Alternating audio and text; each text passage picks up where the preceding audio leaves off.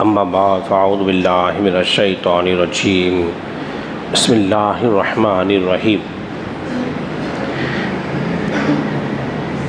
الذین یؤمنون بالغیب صدق اللہ العظیم۔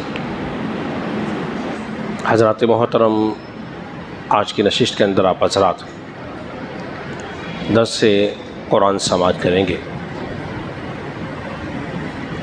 اس سے پہلے جو آیت کریمہ ہماری گزر چکی ہے جو تھی ہدی للمتقین، ہدایت ہے پرہیزگاروں کے لیے، متقین کے لیے، ڈرنے والوں کے لیے۔ متقین لوگ کون ہیں، ان کی کیا پہچان ہے، اس کا تذکرہ ہم کر چکے ہیں۔ بد مذہب سے بچنا، گمراہی سے بچنا، کفر سے بچنا، صغیرہ اور کبیرہ گناہوں سے بچنا، شبہات والی چیزوں سے بچنا، اور جو چیزیں تمہیں اللہ سے دور کر دیں ان تمام چیزوں سے بچنے سے تقوی اور طہارت حاصل ہو جاتی ہے۔ اب بتایا جا رہا ہے الذین یؤمنون بالغیب، اور وہ لوگ جو بن دیکھے رب پر ایمان لاتے ہیں، بن دیکھے بغیر رب پر ایمان لاتے ہیں۔ اب یہاں مومن کی صفات بیان کی جا رہی ہے کہ ایمان والے لوگ وہ ہیں جو رب پر ایمان لاتے ہیں مگر بن دیکھے۔ اور ایک مقام پر اللہ نے شاہ فرمایا سورہ ملک کے اندر 29واں سپارہ ہے، ان الذین یخشون ربہم بالغیب، اور وہ لوگ جو پہ رب سے ڈرتے ہیں بن دیکھے، جو پہ رب سے ڈرتے ہیں بن دیکھے۔ یہ بھی مومنوں کی صفات ہے، اور یہ بھی مومن کی صفات ہے جو اپنے رب پر ایمان لاتے ہیں بن دیکھے۔ ایمان کس شے کا نام ہے؟ ایمان کے لغوی معنی ہے امن دینے کے ہیں۔ چونکہ مومن اچھے اعمال کر کے، اچھے عقیدے اختیار کر کے، خود کو برائیوں سے بچا کے ہمیشہ ہمیشہ جہنم سے بچا لیتا ہے، امن دے دیتا ہے۔ جیسا کہ حدیث میں آتا ہے جو ایمان لے آیا اس نے اپنا مال اپنی جان بھی بچا لی۔ اور شریعت محمدی میں ایمان کسے کہتے ہیں؟ جن باتوں کے متعلق تمہیں علم ہو جائے ان باتوں کی تصدیق کرنا ہے، دل سے قبول کرنا ہے۔ یعنی کہ اب ایمان نام ہے زبان سے اقرار کا اور دل سے تصدیق کا۔ اقرار باللسان و تصدیق بالقلب، اس شے کا انعام کیا ہے؟ بولیے ایمان ہے۔ فقط جاننے سے، ماننے سے اس کا مومن ہونا ثابت نہیں ہوگا۔ مثال کے طور پر قرآن مجید فرقان حمید کے اندر ایک آیت کریمہ موجود ہے، یعرفونہ کما یعرفون ابناءہم، سورہ بقرہ دوسرا سپارہ آیت نمبر 146۔ وہ کافر مشرکین، وہ یہود و نصارہ رسول اللہ صلی اللہ علیہ وسلم کو ایسے جانتے تھے جیسے اپنے بیٹوں کو جانتے ہیں۔ حضور کو جانتے تھے، مانتے نہیں تھے، تو ان کا جاننا انہیں نفع بولیے نہ دے سکا۔ اور جو منافقین ہیں ان کا حال کیا تھا؟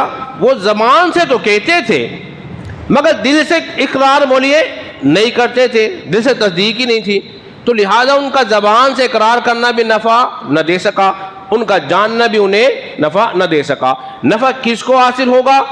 جو زبان سے اقرار بھی کرے گا، دل سے اس کی تصدیق بھی کرے گا۔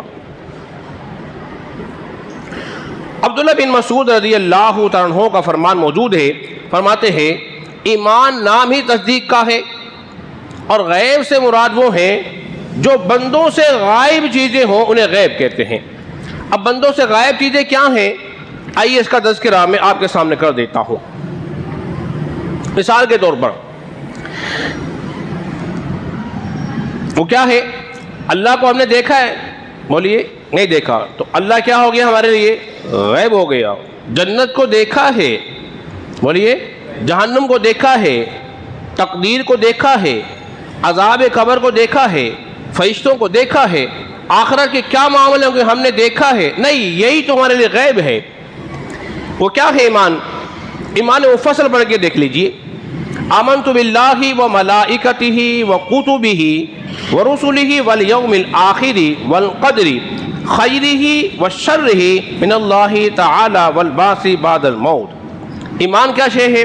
मैं ईमान लाया अल्लाह पर, उसके मलाइका पर, उसकी किताबों पर, उसके रसूलों पर और आखिरत पर, फिर अच्छी बुरी तकदीर पर, उसके साथ साथ मरने के बाद दोबारा जिंदा होने पर भी ईमान लाया।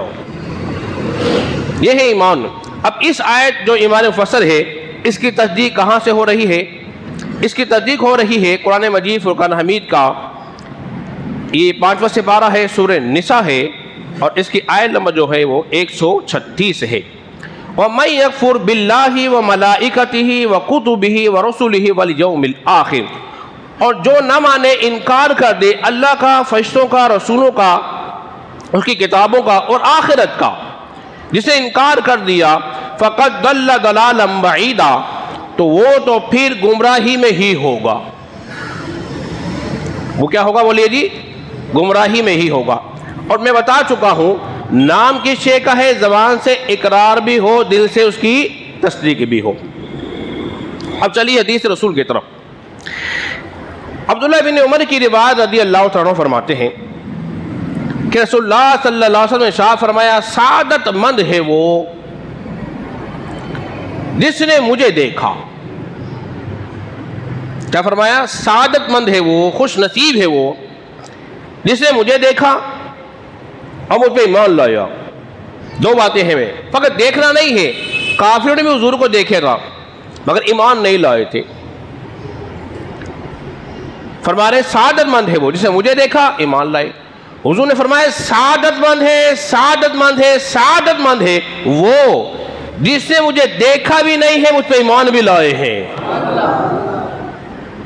अब सादत की बात हो रही, 3 बार जुमला कहा, तो बोलिए हमने हुजूर को देखा है?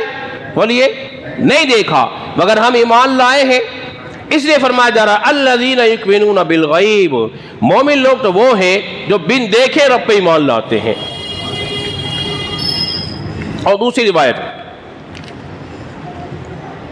हज़रत अबू हुरैरा रज़ी अल्लाह तआला अन्हु से रिवायत है, रसूलुल्लाह सल्लल्लाहु अलैहि वसल्लम ने अपने गुलामों की शान को यूं उजागर फरमाया जो हुजूर से बेहद मोहब्बत करने वाले हैं।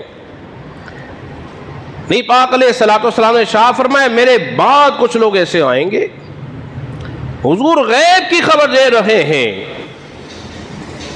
गैब की खबर फरमा रहे, मेरे बाद कुछ लोग आएंगे और जानते हो क्या पसंद करेंगे? उनकी चाहत क्या होगी? उनकी चाहत ये होगी, मुझसे मेरा माल ले लो, मेरे घर वाले मुझसे मेरी औलाद भी ले लो, इसके बदले मुझे क्या मिल जाए? मुझे रसूलुल्लाह सल्लल्लाहु अलैहि वसल्लम की ज़ियारत मुझे मिल जाए। यानी कि वो माल और दौलत कुर्बान करके भी, यानी कि अपना कुनबा भी कुर्बान करके रसूलुल्लाह की ज़ियारत करना चाहेंगे। और फरिश्तों के आपस और सहाबा के आपस में बात हो रही है। आखिरी बात क्यों, फिर अपनी गुफ्तगू खत्म करता हूँ। सहाबा कराम बैठ के बात करने लगे, भाई ताज्जुब वाला ईमान किसका है? जिसके ईमान में बड़ा ताज्जुब हो, हैरत वाला ईमान। कुछ सहाबा ने कहा कि वो ईमान तो फरिश्तों का होगा। नबी पाक अलैहिस्सलातु वस्सलाम ने शाह फरमाया, वो ईमान फरिश्तों का नहीं हो सकता, इसलिए कि वो तो मुशाहिदा अपनी आंखों से करते हैं। बहुत सारे मामलात का मुशाहिदा अपनी आंखों से करते हैं। फिर सहाबा ने पूछा, बात की, या रसूलुल्लाह सल्लल्लाहु अलैहि वसल्लम, फिर वो ईमान तो ताज्जुब वाला, हैरत अंगेज ईमान, फिर तो अंबिया का होगा। हुजूर ने फरमाया, उन पर तो अल्लाह की वही आती है, उन पर तो अल्लाह की वही आती है। फिर सहाबा ने अर्ज किया, रसूलुल्लाह सल्लल्लाहु अलैहि वसल्लम, फिर वो सहाबा होंगे आप पर ईमान लाने वाले? नहीं, पाक अलैहिस्सलातु वस्सलाम ने शाह फरमाया, उन्होंने तो मोजज़ात अपनी आंखों से देखे हैं।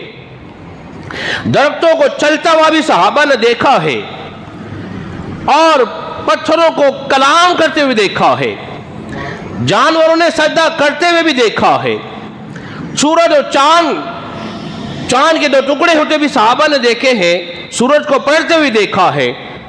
तो फिर ताज्जुब वाला ईमान किसका हुआ? मेरे करीम आका ने शाह फरमाया, सुनो, تعجب والا ایمان وہ ہوگا جو میرے بعد آئیں گے اور مجھ پر ایمان لائیں گے، مجھے بن دیکھے ایمان لائیں گے، وہ میرے بھائی ہوں گے۔